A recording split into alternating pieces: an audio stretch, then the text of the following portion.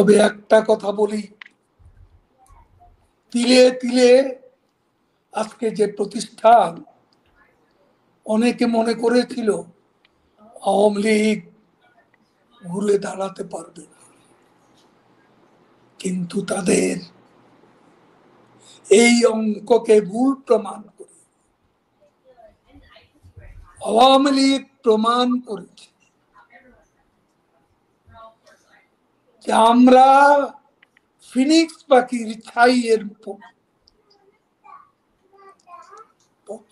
ছাই থেকে নতুন ফিনিক্সের যেমন জন্ম হয়, যেসব আমলা সামরিক বেসামরিক এবং যে বাহিনীর যেসব লোক সরকারের চেলা চামুন্ড, যারা আওয়ামী লীগের শেখ হাসিনার কর্মসূচিকে বাধা দেবেন, তাদের ব্যাপারে তাদের নাম ঠিকানা আমরা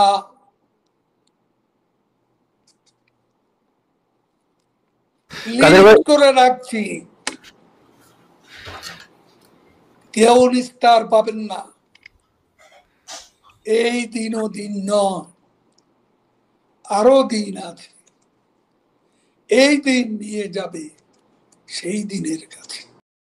আমাদের সাথে উপস্থিত আছেন বাংলাদেশ আওয়ামী লীগের কেন্দ্রীয় সাধারণ সম্পাদক ওবায়দুল কাদের। আমরা শুরু করব একেবারে শুরুর কথা দিয়ে। সম্প্রতি 3টি গুরুত্বপূর্ণ আন্তর্জাতিক মিডিয়ায় শেখ হাসিনার সাক্ষাৎকার প্রকাশিত হয়েছে। 5ই আগস্টের পর এই প্রথম। এর মধ্যে দ্য ইন্ডিপেন্ডেন্টকে দেয়া সাক্ষাৎকারে তিনি তার সরকারের বিরুদ্ধে সংগঠিত আন্দোলনকে বলেছেন ভায়োলেন্ট ইনসারেকশন, যার বাংলা হতে পারে সশস্ত্র রাষ্ট্র বিরোধিতা বা রাষ্ট্রের বিরুদ্ধে যুদ্ধ ঘোষণা। যেটা তিনি এও বলেছেন এর বিরুদ্ধে পদক্ষেপ নেওয়া ছিল জরুরি এবং তার সাংবিধানিক দায়িত্ব। হতাহতের প্রতি সমবেদনা প্রকাশ করলেও দায় গ্রহণ করে ক্ষমা প্রার্থনা করতে অস্বীকৃতি জানিয়েছেন তিনি। জুলাইয়ের ঘটনা নিয়ে শেখ হাসিনার এই মূল্যায়ন কি আওয়ামী লীগের দলীয় মূল্যায়ন? আমি প্রথমেই কাদের ভাইয়ের কাছে যাব, আপনার কাছে যে প্রশ্ন, যে আপনি বর্তমান যে পরিস্থিতি এটাকে কিভাবে দেখেন এবং মাননীয় প্রধানমন্ত্রী শেখ হাসিনার এই যে পদক্ষেপ, রাজনৈতিক পদক্ষেপ, তাকে আপনি কিভাবে মূল্যায়ন করেন? দেখুন, 24 আগস্টে 5 তারিখে বাংলাদেশে যে একটা অস্বাভাবিক সহিংস উত্থান ঘটে, আমি ভায়োলেন্ট ইনসারেকশনকে বলবো সহিংস উত্থান। এই সহিংস উত্থান আসলে বাংলাদেশের 52 থেকে 71 বাংলাদেশে যতগুলো গণ অভ্যুত্থান বা গণ আন্দোলন হয়েছে, এটা ঠিক সেরকম কোনো আন্দোলন নয়। এখানে সার্বিকভাবে জনসম্পৃক্ততার অনুপস্থিতি ছিল লক্ষণীয়। এখানে আমি বিষয়টাকে দেখতে চাই, এটা হচ্ছে 71-এর পরাজয়ের প্রতিশোধ। এটাই ছিল তাদের অভিষ্ট। এই 71-এর পরাজয় যে দেশি বিদেশি চক্র জড়িত ছিল, বলতে পারেন ওয়াশিংটন, বলতে পারেন ইসলামাবাদ, এরা ছিল বিদেশি শক্তি। আর আমাদের এই দেশে 71-এ যারা পরাজিত হয়েছে, তারা ছিল পরাজিত বিদেশি শক্তির সহচর, মঞ্চের কারিগর উশিল, পেছন থেকে ওয়াশিংটনের মদত। সেই পাকিস্তান আমাদের বিজয়ের উষালগ্ন থেকেই ষড়যন্ত্রে লিপ্ত হয়। এদের সঙ্গে এদের দোসর সাম্প্রদায়িক শক্তি দ্বারা 47-এর চেতনা বিশ্বাস করে। সেই জামাত, তৎকালীন ছাত্র সংঘ, পরবর্তীতে শিবির, এই সাম্প্রদায়িক শক্তি এরা কিন্তু পরাজয়ের প্রতিশোধ নিতে বিজয়ের উষালগ্ন থেকে ষড়যন্ত্র শুরু করে। আমি বলবো 75-এ বঙ্গবন্ধু হত্যা, সপরিবারে বঙ্গবন্ধু হত্যার মধ্য দিয়ে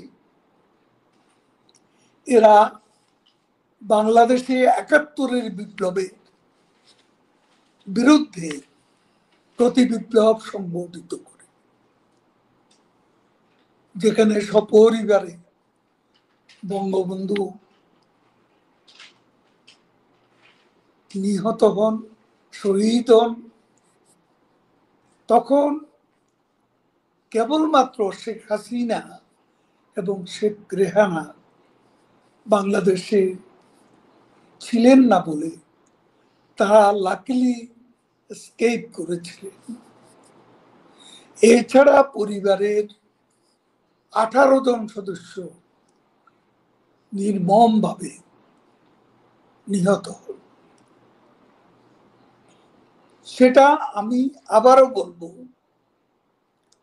এই প্রতি বিপ্লবের পেছনের শক্তি ছিল ওয়াশিংটন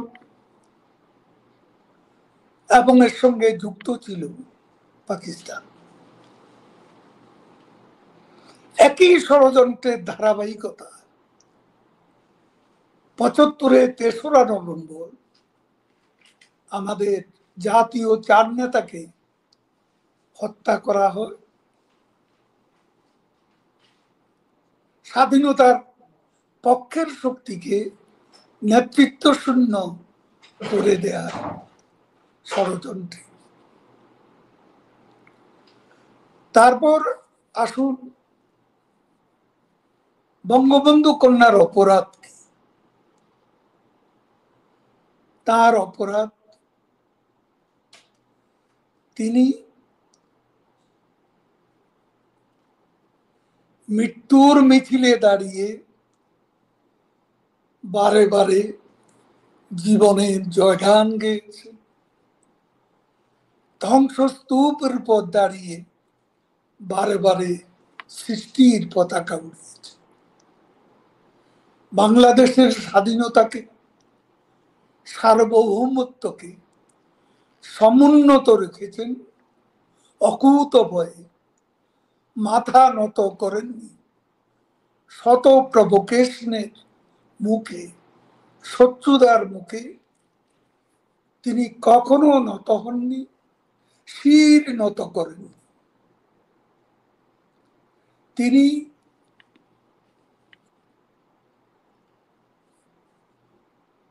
যুদ্ধাপরাধীদের বিচার অসম সাহসে সম্পন্ন করেছিলেন, মানবতা বিরোধী অপরাধের বিচার করেছিলেন। সেটাই ছিল তার অপরাধ। তার অপরাধ ছিল 96 থেকে 2001 সালে, আপনারা জানেন 2001-এ আওয়ামী লীগ শেখ হাসিনার নেতৃত্বে 96-তে আমরা যে ক্ষমতা পেয়েছিলাম, বঙ্গবন্ধু হত্যার 21 বছর পর। সেই তখনও ক্ষমতা আমরা থাকতে পারতাম, শেখ হাসিনা থাকতে পারতেন যদি ঢাকা সফররত প্রেসিডেন্ট ক্লিন্টনের প্রস্তাব ছিল গ্যাস বিক্রির চুক্তি করার জন্য। এরই ধারাবাহিকতা 2001 সালে প্রেসিডেন্ট কার্টার এসেছিলেন ঢাকায়। তখনও তার কাছে, আমাদের নেত্রীর কাছে প্রস্তাব ছিল তিনি গ্যাস বিক্রি করতে সম্মত আছেন কিনা। সে প্রস্তাব তিনি প্রত্যাখ্যান করেছেন। আজকে অনেকে অনেক কথাই বলে, দুর্নীতি বলে, দুঃশাসন। শেখ হাসিনার অপরাধ, তিনি ওয়াশিংটনের প্রস্তাব, গ্যাস বিক্রির প্রস্তাব মেনে নিতে পারেন। শেখ হাসিনার অপরাধ, তিনি 2008 সালে ক্ষমতায় আসার পর ক্রমাগত চাপের মুখে তিনি ছিলেন ওয়াশিংটনের প্রস্তাব, সেন্ট মার্টিন দ্বীপ তাদের হাতে তুলে দেওয়া, বারবার চাপ, নানা রকম প্রেসার। বঙ্গবন্ধুর কন্যা এই প্রস্তাবে সম্মত হন।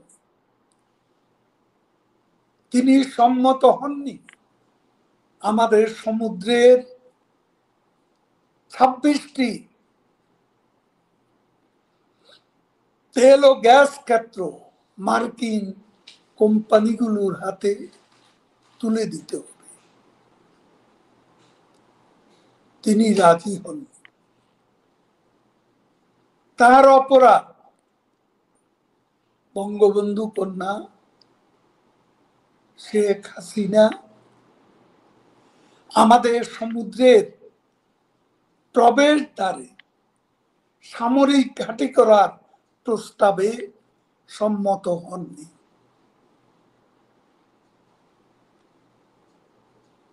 শেখ হাসিনার অপরাধ, তিনি আমাদের দেশকে কারো জিও পলিটিক্যাল স্ট্র্যাটেজির ভিকটিম হতে দেননি। তিনি এ জাতির সার্বভৌমত্ব কোনো বিদেশি শক্তির হাতে তুলে দিতে চাননি। যে কারণে ডিপ স্টেটের রেজিম চেঞ্জ যে এজেন্ডা, সেই এজেন্ডার ছক বাস্তবায়ন শুরু আমরা যেটা দেখতে পাই। এরই মধ্যে তিনি নিজের অর্থে পদ্মা সেতু করার যে সিদ্ধান্ত নিয়ে বাস্তবায়ন করলেন, সেটাও তার অপরাধ। কারণ মোহাম্মদ ইউনূস এবং ক্লিন্টন পরিবার, তারা চেয়েছিল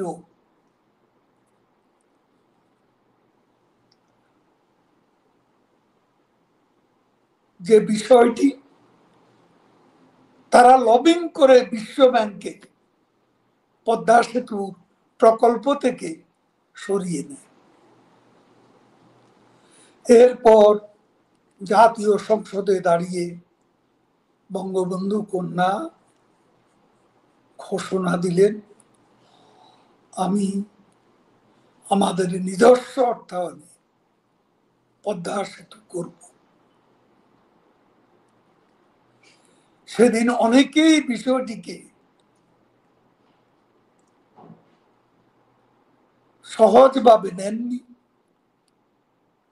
সিনিয়র অনেক নেতাকেও বলতে শুনেছি, পাগল হয়েছ নাকি, কিভাবে পদ্মা সেতু করবে, নিজের টাকা, কত টাকা আছে আমাদের।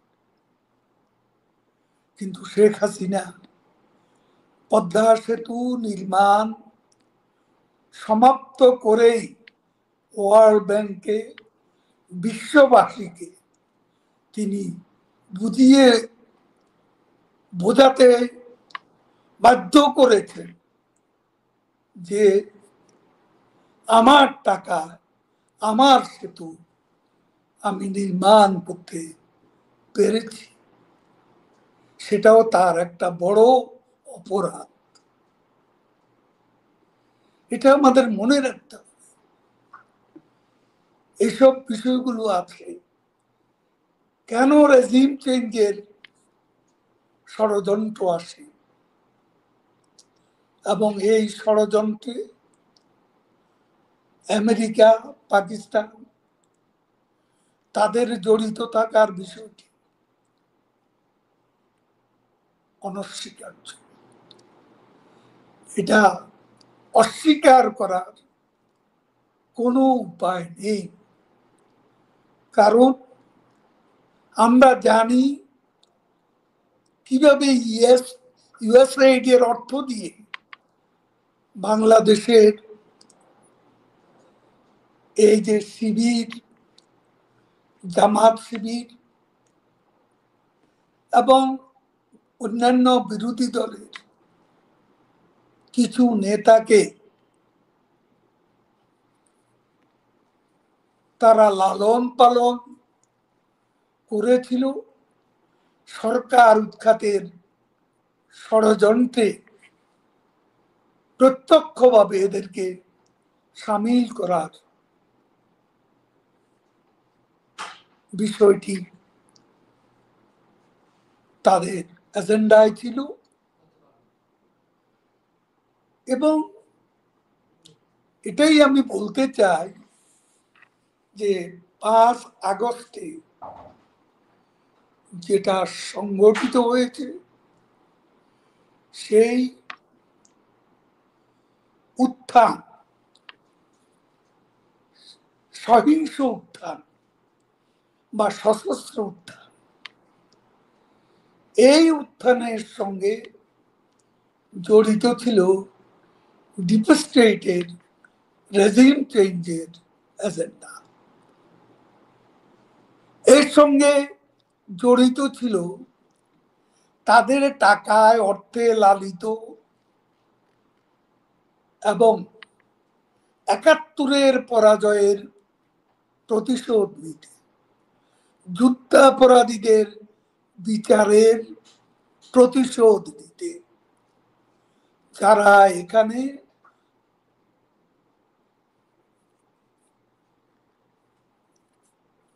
আন্ডারগ্রাউন্ড তৎপরতা বহুদিন ধরে চালিয়েছিল, এই ষড়যন্ত্রে তারা ছিল সম্মুখ ভাবে, তারা ছিল ফ্রন্ট লাইনে এবং এদের সঙ্গে ছিল যে ছাত্র সমাজকে মাঠে নামানো হয়েছে। এটা ছিল একটা প্রতারণামূলক কৌশল। ছাত্র সমাজকে তাদের আবেগকে লালন উস্কে দিয়ে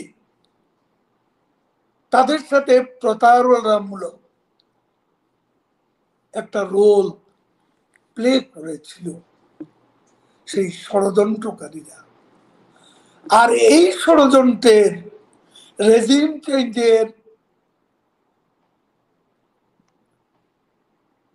মুখচ্ছবি ছিলেন মোহাম্মদ ইউনূস। আমি বলবো ছদ্মবেশী এক ভণ্ড, যাকে বলা হয় ইম্পোস্টার।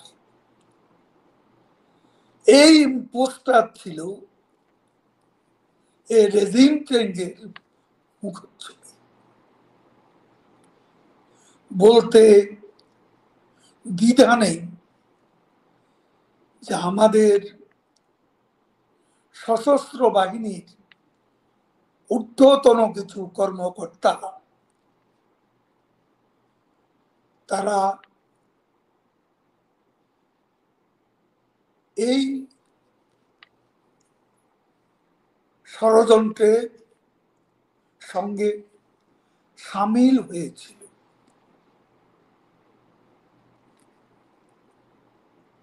এটা আমরা পরবর্তীতে আবারও যখন বুঝতে পারি যে ধানমন্ডির ঐতিহাসিক বঙ্গবন্ধু ভবন আমাদের সেনাবাহিনীর লোকজনের উপস্থিতিতে স্বাধীনতার ঘোষণাস্থল ঐতিহাসিক বঙ্গবন্ধু ভবন ধ্বংস করা হয়েছিল বুলডোজার দিয়ে। আবারও আমরা বুঝতে পারি যখন গোপালগঞ্জে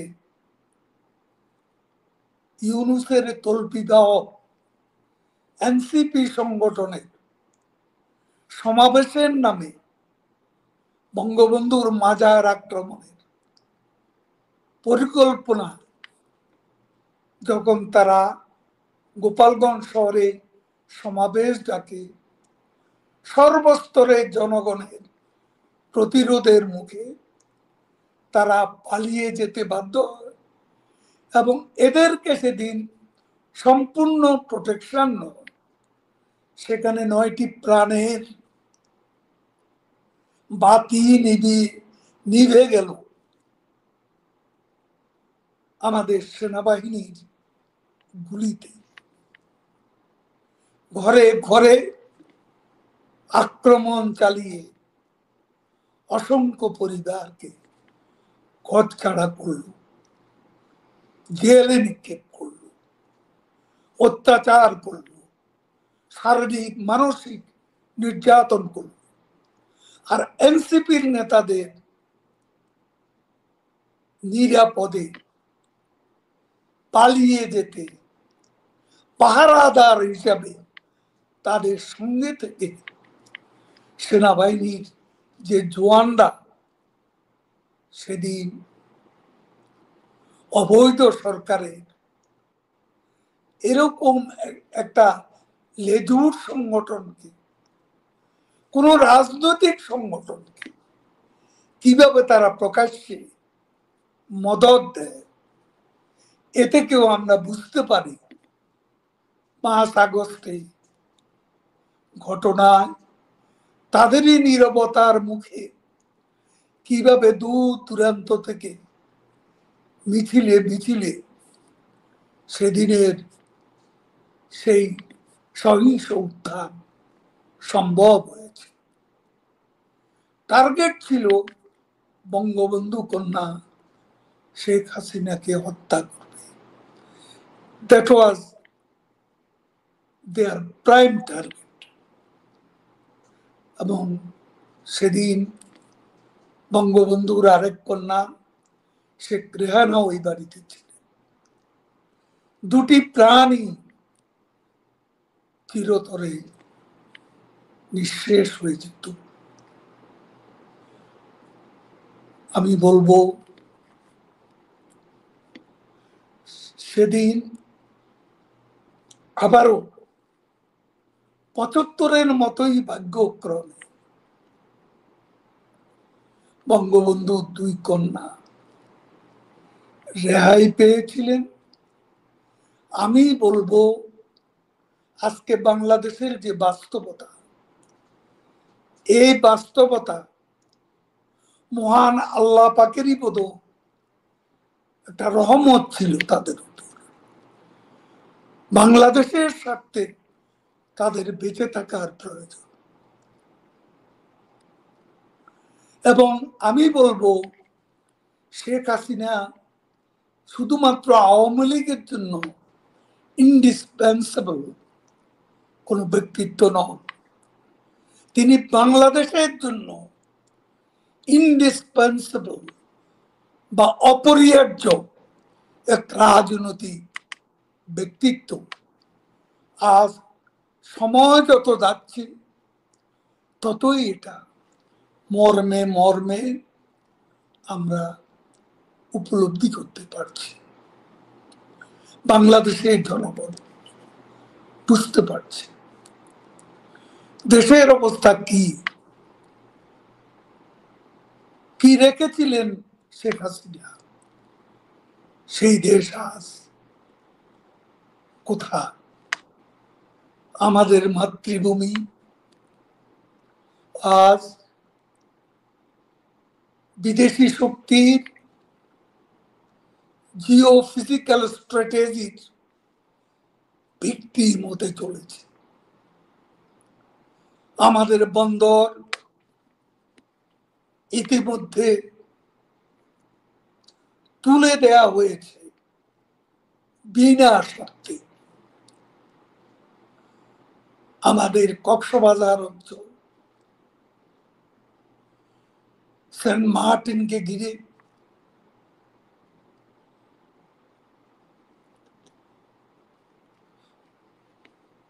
সামরিক পরিকল্পনা, সেটা আরো বাস্তবায়ন প্রক্রিয়া এগিয়ে চলছে। রাখাইন, মিয়ানমারের রাখাইন প্রদেশ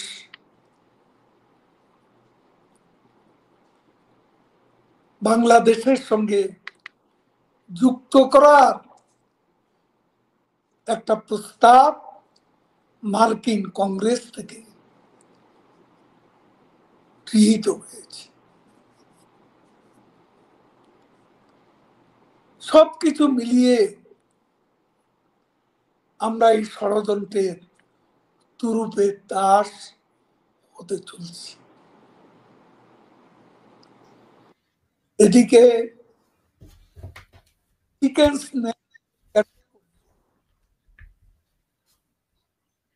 সে স্পর্শকাতর জায়গায় ভারতের উত্তর পূর্বাঞ্চলকে স্থিতিহীন করা, ডিএস্টাবলিশ করা এবং বাংলাদেশকে ঘাঁটি হিসাবে ব্যবহার করে বঙ্গোপসাগর হয়ে দক্ষিণ চীন সাগরে চীনের কর্তৃত্ব নিয়ন্ত্রণ, এটা হলো পরাশক্তির নিজেদের খেলা। সেই খেলার আমরা হতে যাচ্ছি ভিত্তি। এদিকে আমাদের বন্ধু রাষ্ট্র ভারতকেও ডিএস্টাবলাইজ করার ষড়যন্ত্র, বাংলাদেশকে ঘাঁটি হিসাবে ব্যবহার করে এই ষড়যন্ত্রের বাস্তবায়ন, এই প্রক্রিয়া আজকে পাকিস্তান ওয়াশিংটনের নতুন বন্ধু হিসাবে আবির্ভূত হয়েছে। যে যুক্তরাষ্ট্র একদিন বলেছিল যে পাকিস্তান হচ্ছে টেরোরিজমের এপিসেন্টার, ওয়াশিংটন বলেছিল 20 বছর ধরে কোটি কোটি ডলার যাদেরকে দিলাম তাদের কাছে আমরা পেয়েছি ডিসিট আর লাইস। সে পাকিস্তান এখন পাকিস্তানের প্রধানমন্ত্রী সেও আরো উঁচু স্বরে ফিল্ড মার্শাল মুনিরকে আজকে যেভাবে হোয়াইট হাউসে নিমন্ত্রণ করে যে সাদর সম্ভাষণ দেয়া হলো, এটা কিসের লক্ষণ আমাদের বুঝতে হবে। বুঝতে হবে প্রায় প্রতিদিন পাকিস্তানের কোনো মন্ত্রী অথবা সামরিক কোনো ঊর্ধ্বতন কর্মকর্তা অথবা বেসামরিক কোনো ঊর্ধ্বতন কর্মকর্তা আজকে ঘন ঘন বাংলাদেশ সফর করছে। তাদের উদ্দেশ্য কি, তাদের মতলবটা কি? তারা শেখ হাসিনার আমলে বাংলাদেশে যাদের আনাগোনা ছিল না, আজকে তারা বাংলাদেশকে কনফেডারেশন করার, কনফেডারেশনের অন্তর্ভুক্ত করার অভিলাষ ব্যক্ত করছে। গোপনে গোপনে কথা হচ্ছে, আর ভারতের উত্তর পূর্বাঞ্চলকে যুক্ত করে বাংলাদেশের নতুন ম্যাপ পাকিস্তানিদের কাছে তুলে ধরছেন স্বয়ং অন্তর্বর্তীকালীন সরকারের প্রধান উপদেষ্টা মোহাম্মদ ইউনূস। কাদের ভাই, আমি যদি একটু ইন্টারাপ্ট করি, আমরা সীমান্তের অবস্থা জানি এবং সেন্ট মার্টিন টেকনাফে মানুষের অবস্থা জানি, একই সাথে বর্ডারে। কাদের ভাই, আমি জানি না আপনি শুনতে পাচ্ছেন কিনা, আপনি একটু ভেতরে বাংলাদেশে আমরা জানতাম যে প্রায় 3.5 কোটি লোক আসলে প্রত্যক্ষ বা পরোক্ষভাবে সরকারের সহযোগিতায় চলতো। একেবারে শুরুর দিকে দুস্থ দরিদ্র যে মানুষগুলো, তারা সবচেয়ে বেশি ভুক্তভোগী। এমনকি জাতিসংঘের একটা সাম্প্রতিক রিপোর্টও 3টা সংস্থার একটা রিপোর্টে বলছে যে ডিসেম্বরের মধ্যে 1,60,00,000 মানুষ খাদ্য নিরাপত্তার হুমকির সম্মুখীন হচ্ছে। প্রায় 60 লক্ষ শিশু পুষ্টিহীনতায় ভুগতে পারে। মানে সবচেয়ে ভুক্তভোগী দেখতে পাচ্ছি একেবারে দরিদ্র মানুষ যারা। তাদের নিয়ে আমি একটু আপনার মতামত জানতে চাচ্ছি যে গত 15 মাসে ইউনূস ক্ষমতা আসার পরে তাদের পরিস্থিতিটা আপনি কিভাবে পর্যবেক্ষণ করছেন? তাদের পরিস্থিতিটা আমি পর্যবেক্ষণে যেটা পড়ে,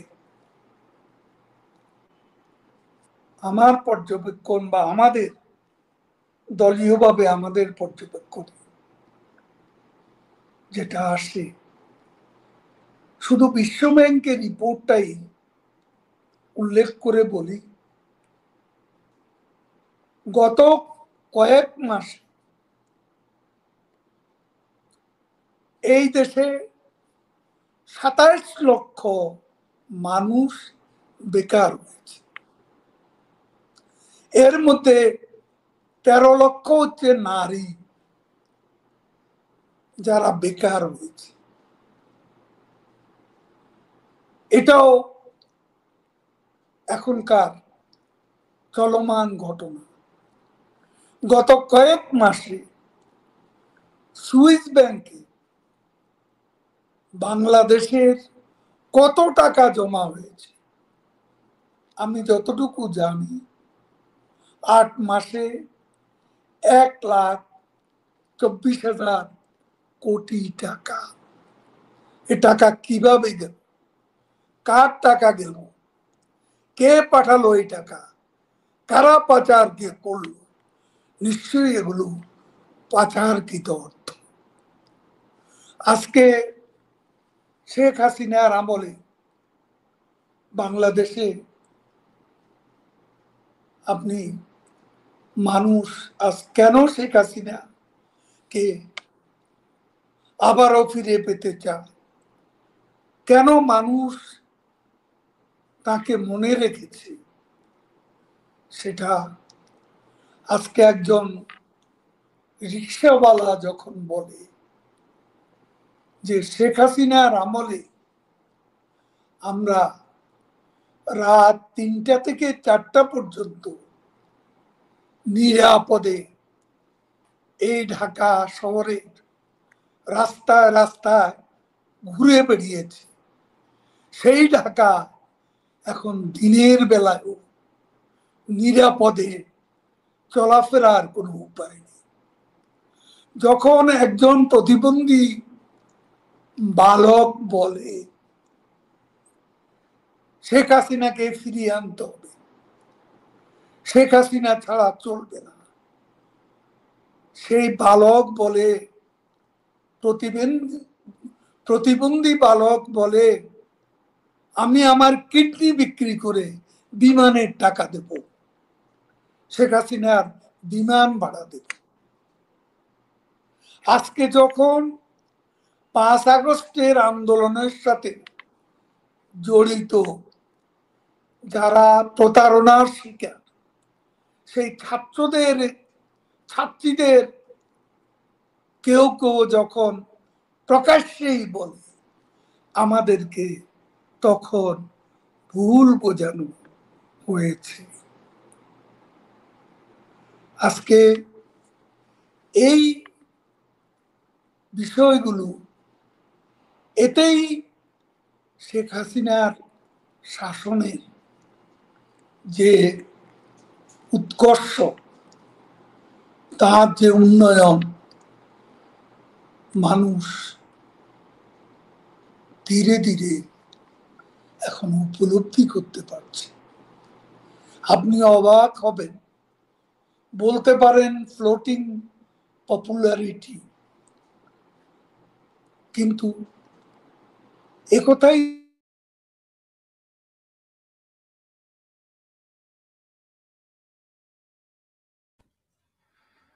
প্রিয় দর্শক, কানেকশনে মনে হচ্ছে কোনো একটা সমস্যা হচ্ছে। আমরা কাদের ভাইয়ের সাথে কানেক্ট করার জন্য অপেক্ষা করব। আজকে মানুষ পদ্মা সেতুর কথা বলছে। ঢাকা থেকে বরিশাল 2.5 ঘন্টায় চলে যায়, খুলনা 3.5 ঘন্টায় চলে যায়। সে দিনগুলো আজ মানুষ মনে করছে। আজকে সেই মেট্রো রেল,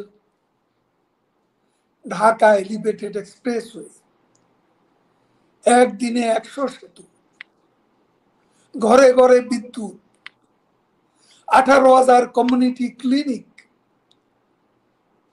560টি মডেল মসজিদ, এগুলো আর চোখের সামনে। দারিদ্র্যের হার 3% বেড়ে গেছে, হতদরিদ্রের হার আগের চেয়েও 2% বেড়ে গেছে। মানুষ কোথাও শান্তিতে নেই। সন্ধ্যার পর নারীরা ঘর বাড়ি থেকে বাইরে যাওয়ার উপায় নেই, তারা নিরাপদ নয়। আজকে সাংবাদিক যারা মুক্তিযুদ্ধের পক্ষে, যারা বাংলাদেশের আধুনিকায়নের সন্তান, তাদেরকে আজকে জেলে যেতে হচ্ছে। কয়েকশো জার্নালিস্টের অ্যাক্রেডিটেশন কার্ড কেড়ে নেওয়া হয়েছে। আজকে যারা আইনজীবী, তাদেরকে জেলে পাঠানো হচ্ছে, কারো নিরাপত্তা নেই। মুক্ত বুদ্ধি, মুক্ত চিন্তার সঙ্গে যারা আমাদের জাতির বিবেকের কণ্ঠস্বর, তাদের কণ্ঠকে অবদমিত করা হচ্ছে। আওয়ামী লীগের লক্ষ লক্ষ নেতা কর্মীর ঘর বাড়ি ভেঙে দেওয়া হয়েছে, অথবা আগুনে পুড়িয়ে ফেলা হয়েছে। সারা বাংলাদেশে আওয়ামী লীগের অনেক কর্মীকে তারা মব সন্ত্রাস করে হত্যা করেছে। আজ আমাদের লক্ষ লক্ষ নেতা কর্মী বাংলাদেশের কারাগারগুলোতে মানবেতর জীবন যাপন করছে। এমনকি আমাদের মহিলা কর্মীরা, তারাও রেহাই পায়নি। তাদের উপর অত্যাচার চলছে, তাদেরকে জেলে নিক্ষেপ করা হচ্ছে, কোনো বিচার নেই আজ বাংলাদেশে। এবং আজকে চিন্তা করুন, আমাদের মাতৃভূমি আজ স্বাধীনতাই হারাতে বসছে। কাদের ভাই, আরেকটা বিষয় মানে না, আমি আরেকটা বিষয় একটু আলোকপাত তারা করতে, জাতির পিতা মানে না, তারা ৭২-এর সংবিধান মানে না, তারা ৭১ চিনে না। এমন দম্ভ ভরা উক্তি তাদের ঠ্যাঙ্গারে বাহিনীর সেদিনের কর্মী নেতা হয়ে গেছে।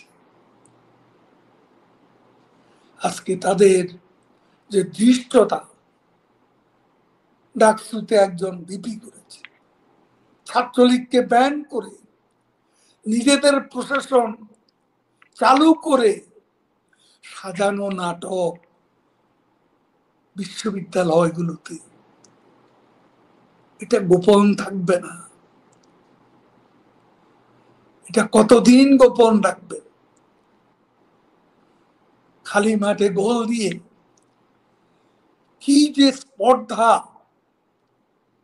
মাঝে মাঝে উক্তি করে,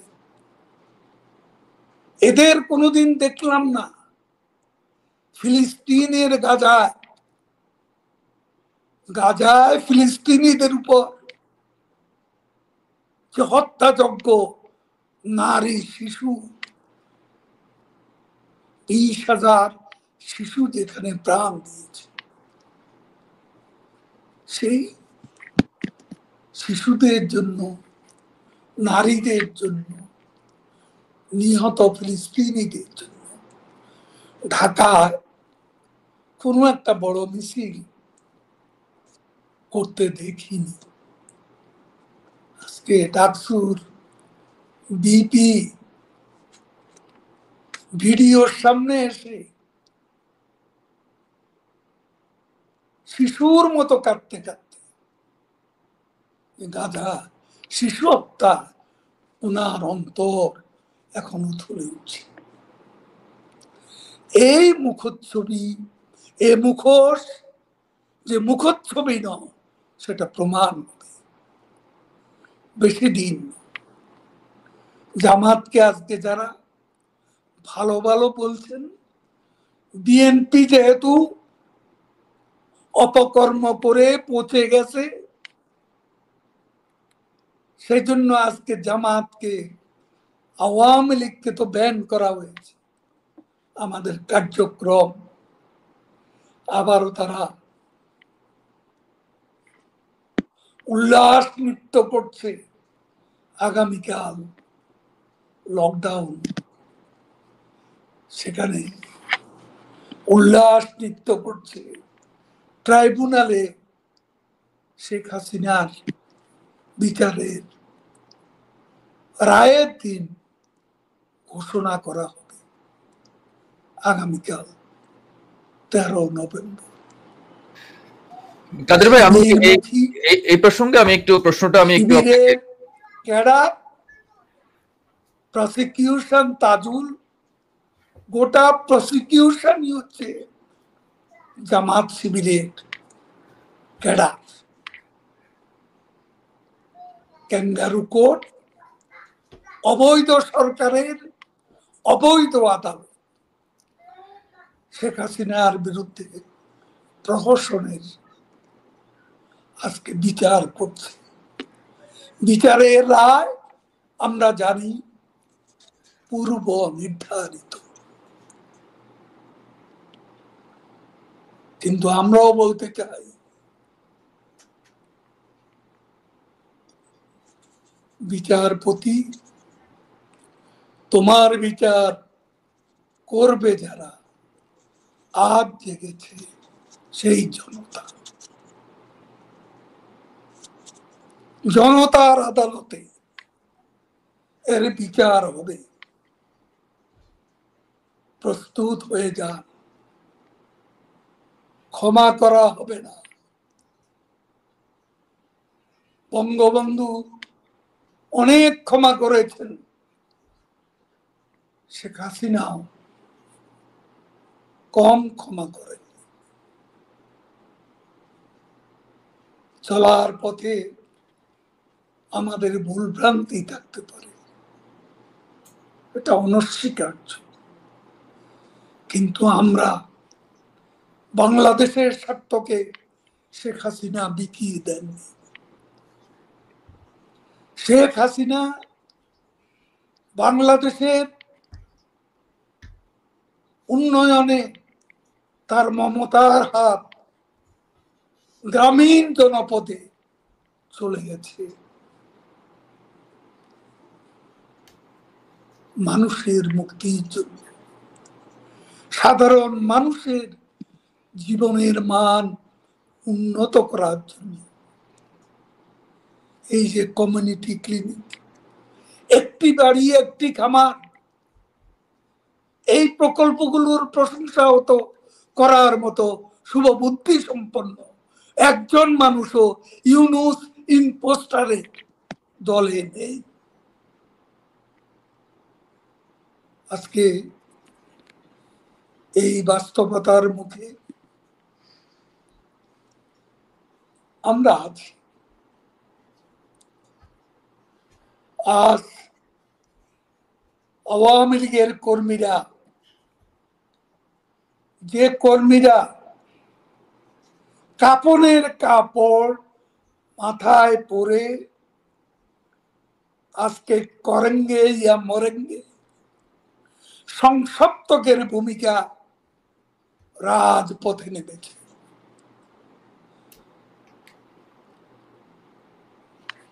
এই ত্যাগ ওভার প্রাইস। খাওয়া নেই, দাওয়া নেই, আজ ওখানে কাল ওখানে। এই কর্মীরা আজ কত ত্যাগের মহিমা নিয়ে আজকে মাতৃভূমির জন্য জননেত্রী শেখ হাসিনাকে, শেখ রেহানাকে স্বদেশে ফেরানোর জন্য আজ মরণপণ লড়াইয়ে আজকে সামিল হয়েছে। আমরা ষড়যন্ত্র করি না। আজকে আগুন সন্ত্রাস হচ্ছে, এই আগুন যারা এ সন্ত্রাস করছে তারা আগেও করেছে, এখন তারা সন্ত্রাস করে আওয়ামী লীগকে দোষারোপ করার হাত ডাক দিচ্ছে। আওয়ামী লীগ এদেশের মাটি মানুষের দল। আওয়ামী লীগের ইতিহাসে কোনো ষড়যন্ত্র নেই। আওয়ামী লীগ ষড়যন্ত্রের শিকার হয়েছে, নিজেরা ষড়যন্ত্র করেনি, কিন্তু বারবার 5 আগস্টের মতো বারে বারে আওয়ামী লীগের বিরুদ্ধে ষড়যন্ত্র হয়েছে। কিন্তু আমাদের পার্টি বঙ্গবন্ধু কন্যা শেখ হাসিনার নেতৃত্বে, যেই পার্টি বঙ্গবন্ধু মুজিবের সারা জীবনের উত্তাপ দিয়ে গড়া পার্টি, সোহরাওয়ার্দী মাওলানা ভাসানীর পার্টি আওয়ামী লীগ। আওয়ামী লীগ কোনোদিন ষড়যন্ত্রের কাছে মাথা নত করেনি। বঙ্গবন্ধু যৌবনের প্রায় 1 যুগ কারাগার থেকে কারাগারই ছিল তার দ্বিতীয় বাড়ি। আমি ব্যক্তিগতভাবে চিনি কত সাদাসিধে জীবন যাপন করতেন আমাদের নেত্রী শেখ হাসিনা। কোনো উচ্চাবিলাস তার মধ্যে কখনো কাজ করতে দেখিনি। আন্দোলনের মুখে টাকা দিয়ে আন্দোলন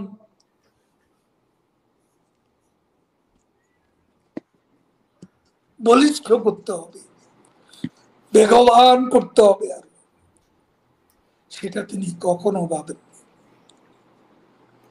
কিছু কিছু ভুল ত্রুটি অবশ্যই আছে।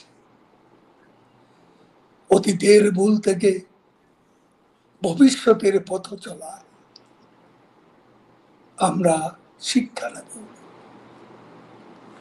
কারো প্রতি কোনো প্রতিশোধ, কোনো প্রতিহিংসা আমাদের নেত্রী শেখ হাসিনা পোষণ করেন। তবে একটা কথা বলি, তিলে তিলে আজকে যে প্রতিষ্ঠান, অনেকে মনে করেছিল আওয়ামী লীগ ঘুরে দাঁড়াতে পারবে না, কিন্তু তাদের এই অঙ্ককে ভুল প্রমাণ করে আওয়ামী লীগ প্রমাণ করেছে যে আমরা ফিনিক্স পাখির ছাই থেকে নতুন ফিনিক্সের যেমন জন্ম হয়, আজকে আওয়ামী লীগের কর্মীরা, কত নেতা কর্মীকে হত্যা করা হয়েছে। আজকে আমার বলতে হয়, আজকে পুলিশ বাহিনী তাদের অনেককেই বলে, সেদিন দেখলাম এক পুলিশ অফিসার বলছেন, নিজের কানেই শুনলাম, ভারতের বিরুদ্ধে যুদ্ধ ঘোষণা। আরো একজন চট্টগ্রামের অফিসার শেখ হাসিনার বক্তব্যের জবাবে বেফাঁস উচ্চারণ করেছে। সরকারের বিভিন্ন বাহিনী মনস্থ করেছেন নির্দেশ বাস্তবায়নে, ছক কষেছেন। তাদেরকে বলতে চাই, বাধা দিলে কিন্তু বাঁধবে লড়াই। এ লড়াই চলবে, বাধা দিয়ে বন্ধ করা যাবে না। তবে যেসব আমলা, সামরিক বেসামরিক এবং যে বাহিনীর যেসব লোক সরকারের চেলা চামুন্ড, যারা আওয়ামী লীগের শেখ হাসিনার কর্মসূচিকে বাধা দেবেন, তাদের ব্যাপারে তাদের নাম ঠিকানা আমরা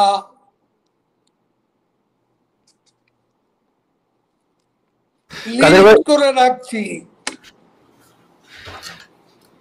কেউ নিস্তার পাবেন না। এই দিনও দিন নয়, আরো দিন আছে। এই দিন নিয়ে যাবে সেই দিনের কাছে। কাদের ভাই, এবার আমরা লক্ষ্য করলাম যে কাদের ভাই, আমরা এবার একটা প্রশ্ন আছে।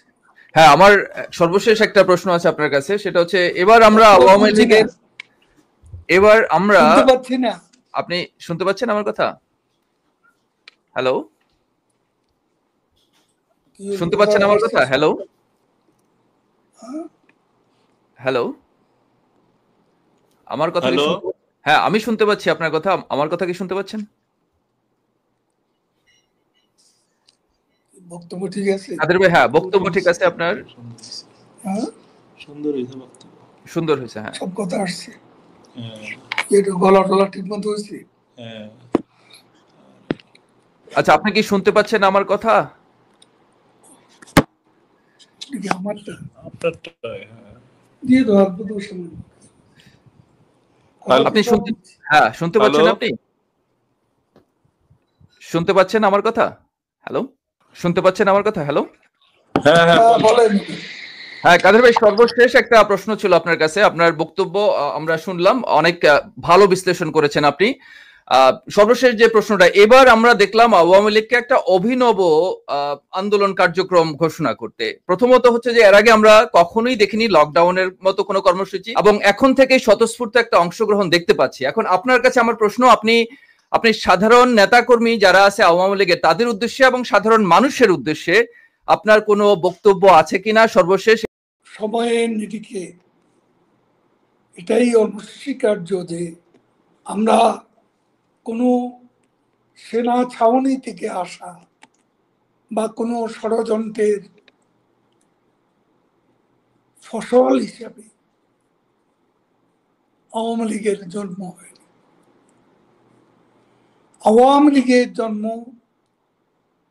এদেশের মাটি মানুষের মাঝ থেকে। আওয়ামী লীগের শিকড় বাংলাদেশের মাটির অনেক অনেক গভীরে প্রথিত। আমাদের শক্তির উৎস বাংলাদেশের জনগণ।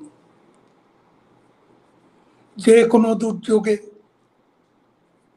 দুর্বিপাকে, দুঃসময়ে আমরা বাংলাদেশের জনগণের সঙ্গে ছিলাম, আমরা এখনো তাদের পাশে আছি।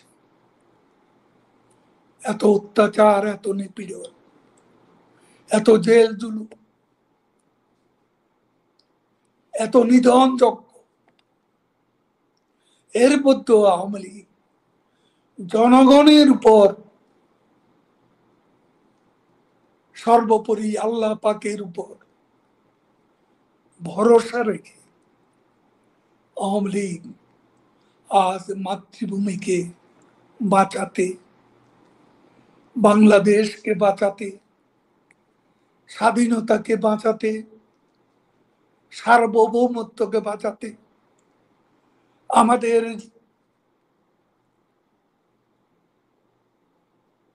গৌরব উজ্জ্বল মুক্তিযুদ্ধকে বাঁচাতে, আমাদের সংবিধানকে বাঁচাতে, সর্বোপরি আমাদের দেশের জনগণকে বাঁচাতে আমরা জনগণের সঙ্গেই আছি, জনগণের সঙ্গেই থাকব। যত বাধাই হোক, যত ষড়যন্ত্রই আসুক, আমরা জনগণের শক্তির উপর নির্ভর করে আমাদের লড়াই আমরা এগিয়ে নিয়ে যাব মুক্তির সোনালী দিন অভিমুখে। আর কিছু? অনেক ধন্যবাদ কাদের ভাই।